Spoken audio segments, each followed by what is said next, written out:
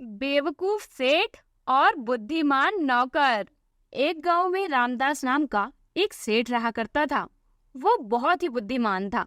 उसके पास एक नौकर था जिसका नाम भोला था। जिस तरह उसका नाम था उसी तरह वो बहुत ही भोला था। सेठ हमेशा उस पर हुक्म चलाता रहता और भोला चुपचाप सारे काम करता था। एक दिन की बात है, सेठ ने भोला से कहा, अरे भोले, जल्दी से गर्मा गर्म चाय लेकर आ। हाँ हाँ मालिक, अभी लेकर आया। और ये कहकर वो थोड़ी देर में चाय लेकर आता है। चाय को देखकर सेठ ने उससे कहा, अरे इसमें दूध कहाँ है? अरे मालिक, दूध तो खत्म हो गया था। अरे तो फिर तू चाय किसकी बनाकर लाया है? मैं तो पानी में चाय पत्ती उबाल लाया हूँ। वैसे भी पानी में चाय पत्ती डालो या फिर दूध में, बनती तो चाय ही है। हे भगवान, ये बुद्धू भोला, तू कहाँ से मुझे मिल गया? तुझमें कब अकल आएगी? चाय हमेशा दूध में ही अच्छी लगती है। चल जा, इसे फेंक के आ। ये सुनकर भोला वहाँ से चला जाता है। उसके जाने के बाद सेठ अपने आप से कहता है, लगता है अब मुझे बाहर जाकर ही चाय पीनी पड़ेगी। वैसे भी इसने मेरी नाक में दम करके रखा है। और ये कहकर सेठ बाहर चाय पीने के लिए निकल जाता है। तभी उसे गांव का मुखिया दामोदर मिलता है। वो सेठ को परेशान देखकर उनसे कहता है, अरे क्या हुआ? तुम इतने परेशान क्यों लग रहे हो? लगता है आज तुम्हारे भोला ने फिर कोई भोली सी हरकत कर दी। तुम बिल्कुल ठीक कह रहे हो मुखिया जी। पता नहीं ये भोला कितना बेवकूफ है। मुझे तो समझ में ही नहीं आता कि मैंने इसे नौकरी पर क्यों रखा। अरे भले ही बेवकूफ है पर दिल का तो साफ ही है ना। कभी भी तुम्हारे साथ चालाकी नहीं करता है। हाँ, ये तो तुम सही कह रहे हो मुखिया। अच्छा, तो मैं चलता हूँ यार। इसके बाद सेठ वहाँ से चला गया। धीरे धीरे समय गुजर रहा था और एक दिन की बात है, भोला सेठ के बगीचे में खुदाई कर रहा था। तभी उसे एक बोतल मिली। बोतल को देखकर वो सेठ के पास आया और उससे कहा, अरे सेठ जी, आपके बगीचे में बोतल मिली है, देखिए तो इसमें क्या है। हाँ, ला भोला, देखता हूँ अभी। और ये कहकर सेठ रामदास ने जैसे ही बोतल देखी तो वो काफी हैरान हुआ, क्योंकि उसने इससे पहले ऐसी बोतल कभी भी नहीं देखी थी। उसने भोला से कहा, अरे मैं तो इसे पहली बार देख रहा हूँ। चलो इसे खोलकर देखता हूँ इसमें क्या है।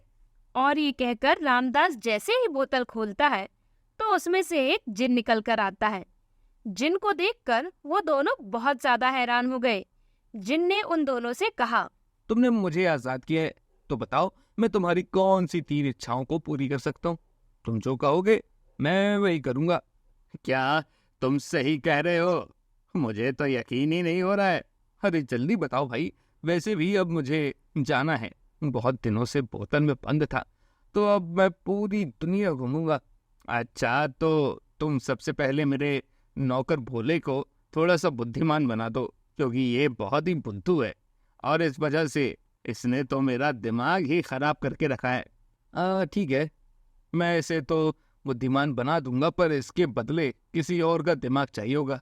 अरे तुम मुझे बेवकूफ बना दो। वैसे भी आधा पागल तो इसने मुझे बना ही दिया है। ठीक है, जैसी तुम्हारी इच्छा। और ये कहकर जिन ने वैसा ही किया। सेठ का आधा दिमाग लेकर भोला के दिमाग में डाल दिया, जिससे भोला पहले से ज्यादा बुद्धिमान हो जाता है। वही सेठ बेवकूफों वाली हरकतें करने लगता है। इस पर जिन ने उन दोनों से फिर कहा, अब बताओ तुम लोगों की दूसरी क्या इच्छा है। मुझे तुम बहुत सारा सोना चांदी दे दो। अरे भोला, तुम कुछ नहीं मांगोगे क्या?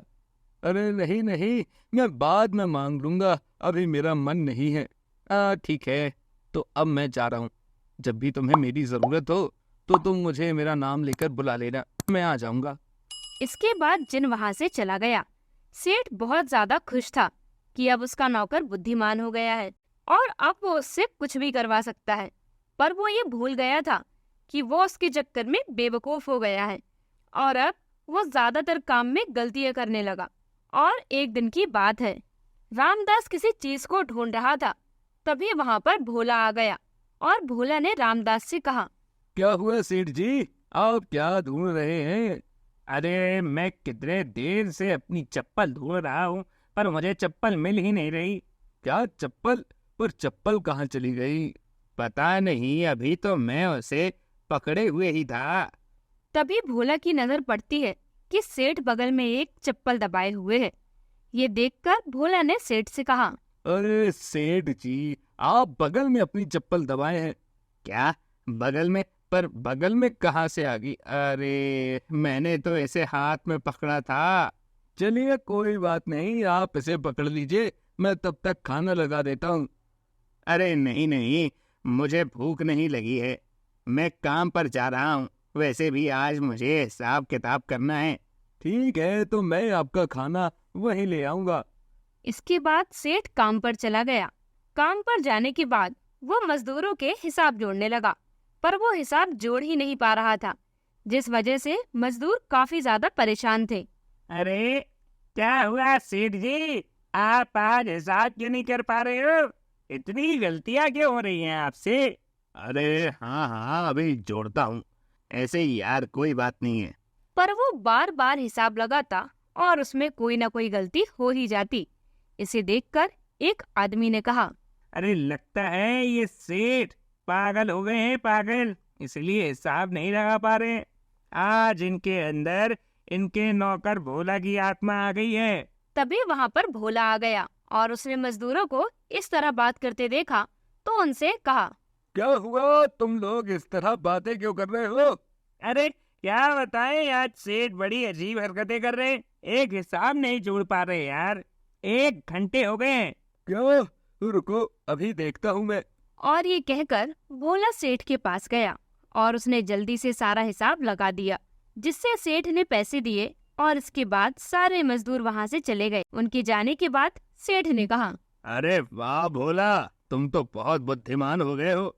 हाँ, और आप बेवकूफ हो गए हैं, क्योंकि आपने आधी बुद्धि मुझे दे दी। अरे हाँ, पर अब मैं क्या करूं? अगर ऐसा ही रहा तो मेरा तो बहुत नुकसान हो जाएगा। पर आपको ये सब करने के लिए कहा किसने था? अरे मैं तुझसे परेशान हो चुका था, इसीलिए। अब आप अपने आप से परेशान रहिए, मुझे नहीं पता आप क्या करेंगे। ये सुनकर सेठ बहुत ज्यादा परेशान हो जाता है। धीरे धीरे समय गुजर रहा था और अपने सेठ को इस तरह देखकर भोला को काफी बुरा लग रहा था। उसने जिन को आवाज लगाई, जिससे जिन वहाँ पर आ गया और भोला से कहा, बताओ यार, तुम्हारी क्या इच्छा है? मेरी इच्छा है कि आप मेरे सेठ की बुद्धि वापस कर दें और मुझे पहले जैसा बेवकूफ बना दें। अरे क्यों? तुम्हारे सेठ ने तो तुम्हें बुद्धिमान बनाया था ना? हाँ मुझे पता है, पर अब उन्हें बहुत सारी मुश्किलें झेलनी पड़ रही है। मैं बेवकूफ था तो मुझे कोई दिक्कत नहीं थी, पर वो बहुत ज्यादा परेशान है। हाँ ठीक है, जैसा तुम कहो। इसके बाद जिन सेठ को बुद्धिमान बना देता है और भोला को बेवकूफ, जिससे सेठ बहुत खुश हुआ। पर इसके बाद जिन वहाँ से चला गया। जिन के जाने के बाद सेठ ने भोला से कहा, मुझे माफ कर दे भोला, तू तो सचमुच बहुत ही बुद्धिमान है रे। ये सुनकर भोला बहुत खुश हुआ। हमें कभी भी कोई काम बिना सोच समझकर नहीं करना चाहिए, क्योंकि इससे हमें हमेशा नुकसान उठाना पड़ सकता है।